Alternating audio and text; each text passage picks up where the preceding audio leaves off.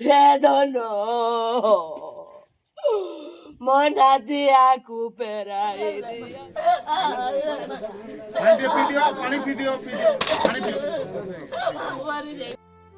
मो नाती को फेराई दियो कुआड़े गलु रे मो घरर कूलनंदन।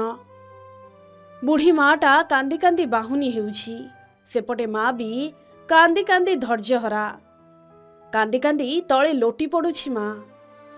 मो पुओ कही कोह संभाली पारुनी। कौन दोष थिला मो पुअर काहींकी ता जीवन नहीं गल प्रभु एमिति कही कही तले गड़ी जाउछंती ए महिला। आखिर लुह बोलो मानुनी। पुअर अचानक मृत्यु को सहजरे ग्रहण करि पारुनाहांती परिवार लोके।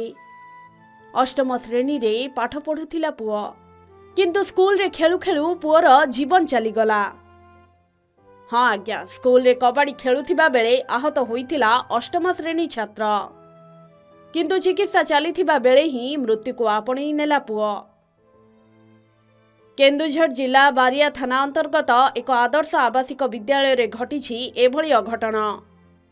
विद्यालयर अष्टम श्रेणी छात्र अमित मुंडा गत जनवरी 6 तारिख रे कबाड़ी खेलुथिबा बेले आहत होइथिले।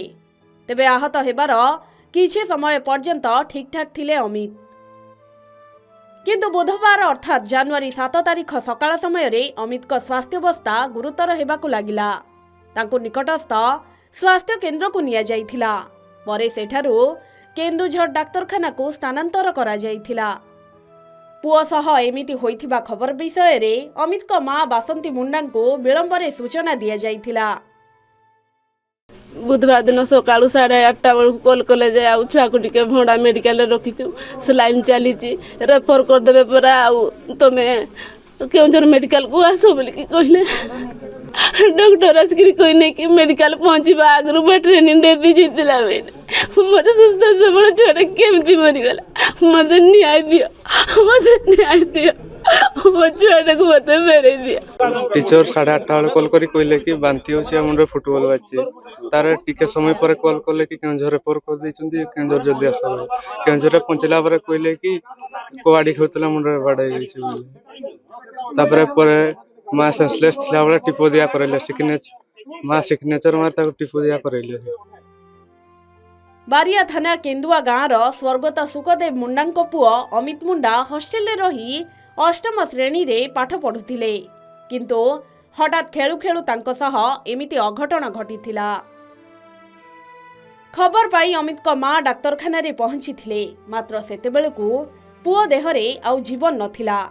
अमित रो मृत्यु परे मृतदेह घर को पठा जाइथिले भी घटनार तदंत दाबी सह कार्यानुष्ठान दाबी रे घर लोके मृतदेह ग्रहण करि नथिले।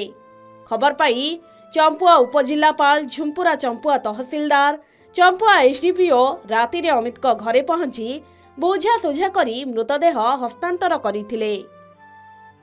अन्यपटे स्कूल पक्षरु क्षतिपूरण दिया जाइथिबा कथा कहिसंती स्कूल अध्यक्ष। से गेम्स एंड स्पोर्ट्स पीरियड रे से कबड्डी खेलुला जहाँ इनक्वारी आम स्कूल लेवल इनक्वारी जना पड़ी तो खेलवा समय किसी तार पिला मानकर कहबार अर्थ है किसी माने ता मुंडरे कि कौन एमती गोटे माने पिला अन्य गोटे पुओ पिलार तो आंठुटा बाजी एवं सेटा बाजिला पर भी से किसी एमती किसी माने विशेष तार किसी जना पड़ नाला से खेलटा कंटिन्यू करथिला माने आहरी आधा घंटा खेली से किसी असुविधा अनुभव करेनी।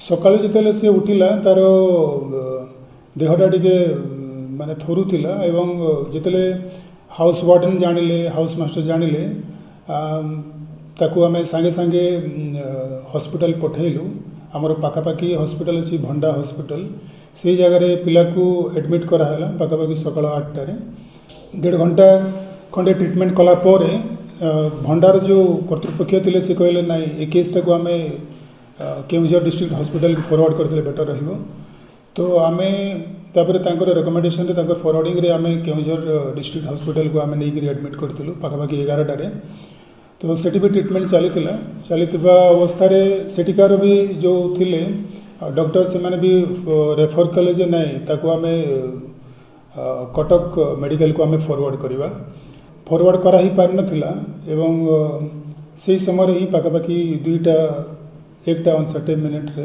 पिलार डेथ हो जाता।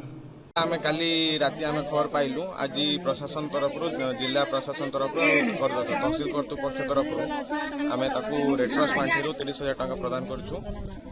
बाकी जहाँ भी छुआर डेथ होती तदंत करा पुलिस निष्पक्ष हिसाब से तार तदंत कर कौन ये घटनाटा घटला इनक्वारी चलती निश्चित का दोष थी भूल जार थी तो निश्चित दोषी दंड वेतन निश्चित कर देखो गोटे रेसिडेंशियल स्कूल पिला केते प्रॉपर केयर रखा ता सत्वे किसी मिसा गुड़ हो जाऊँगी से समस्त दायित्व आम बढ़ी जाऊँगी समस्त दायित्व हेले समस्त सुस्थ रहिले पिला जी पाठ पढ़ले समस्त मंगल।